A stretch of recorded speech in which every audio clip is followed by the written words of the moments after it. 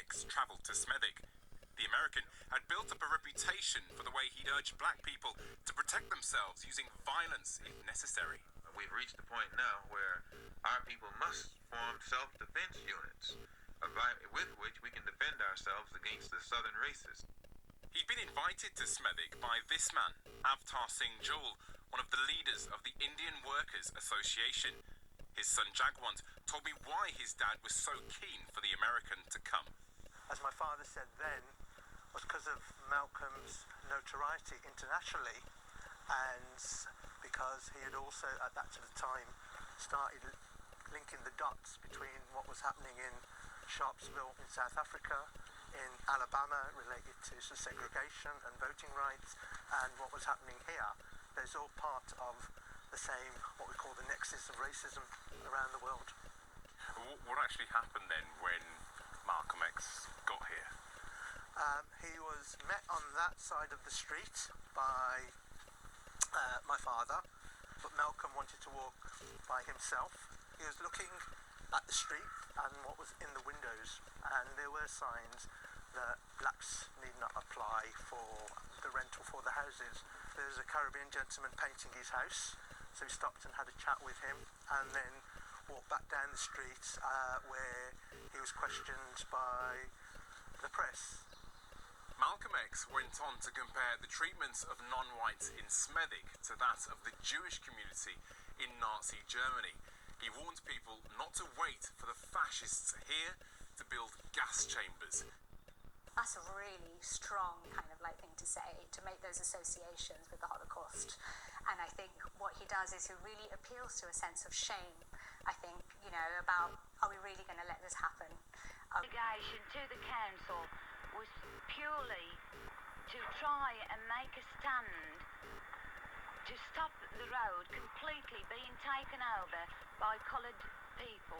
The families often speak little English. Their movement had been fueled by derogatory claims about the habits of non-whites. They use the back gardens for toilets. I don't think they know what the toilets are for. They're just living in their own little communities and living how they lived, probably in India or wherever it was they came from. And the standard of living is very low. Millionaires, wealth creators who have left the country at an unprecedented level in the last 6 months. Why do you suppose that is? Well, I think that we are doing our best to ensure that we have a business investment hire. PwC last week... That is an answer, but it's not the answer, is it, Minister? I asked you, why do you suppose millionaires... It is related. It is related. I mean, PwC did a survey of global CEOs, and they bring wealth and jobs to our country, and they found that the UK was the second most attractive place in the world to invest after the US. This is the best ranking for 26 years. So I'm just saying to you that there are other indicators about economic growth and about the economic conditions that we are in. Do you think this exodus of wealth creators is behind why Rachel Reeves tried to undo some of her policies regarding non-doms? Well, we have clarified the rules around non-doms.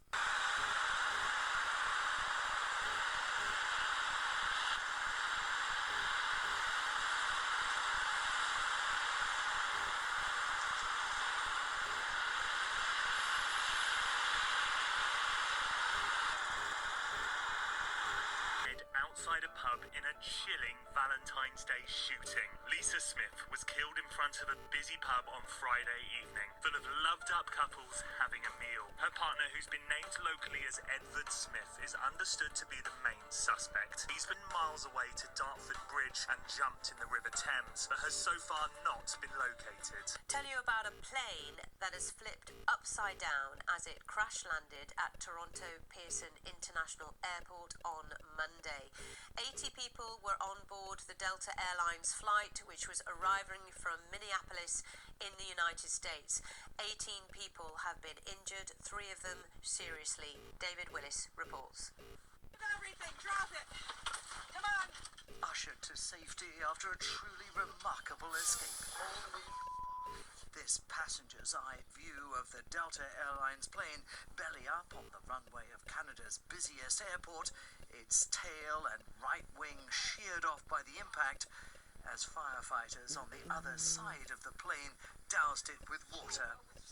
Passengers who minutes before had been left hanging upside down in their seatbelts emerged bewildered as airport staff scrambled to the scene. Line flight 1 minute back, just so you are, there's people outside walking around the aircraft there. Yeah, we've got it. The aircraft there's upside down and burning. Passengers were taken to hospital, but all 80 on board survived. Officials are hailing a textbook response on the part of flight and ground crews. Of life and relatively minor injuries. We are very focused on the care and the concern and the passengers and the crew, some of whom have already been reunified with their friends and their families. Others we have in a comfortable place right here at the airport in an environment where they're getting a lot of care and support from my staff. We just landed. Our plane crashed. It's upside down. The cramped corners of Sudan's war-torn capital, heaving with persistent life. People are squeezed into this surviving market for their livelihoods, as RSF shelling tears into the edges of army-held territory, killing close to 60 civilians in their latest strike, and wounding hundreds who never asked for this war. People trying to eat. They have nothing to do with the military, nothing to do with this war. The crowds thin to nothing as we move south. The central market is still barren. Its stalls are too devastated to restore. Army are making gains to reclaim Khartoum from the RSF. The militia they once armed and trained, finally losing its grip. Area that's just been reclaimed over the last 24 hours. We've been told to turn left rather than right because they said that the RSF troops are not far from here.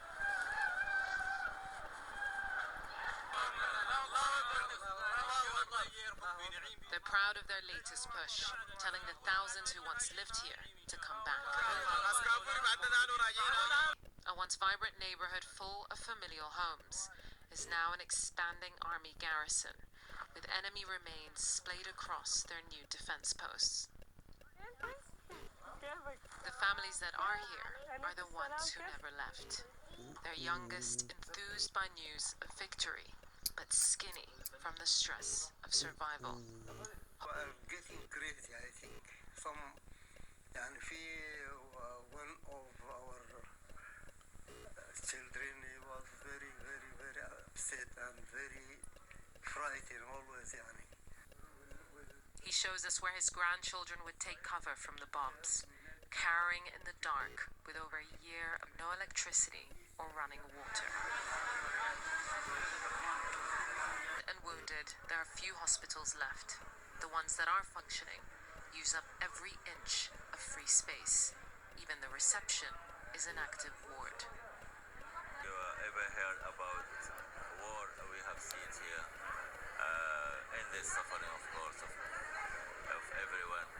Injured patients, their families, their parents, kids.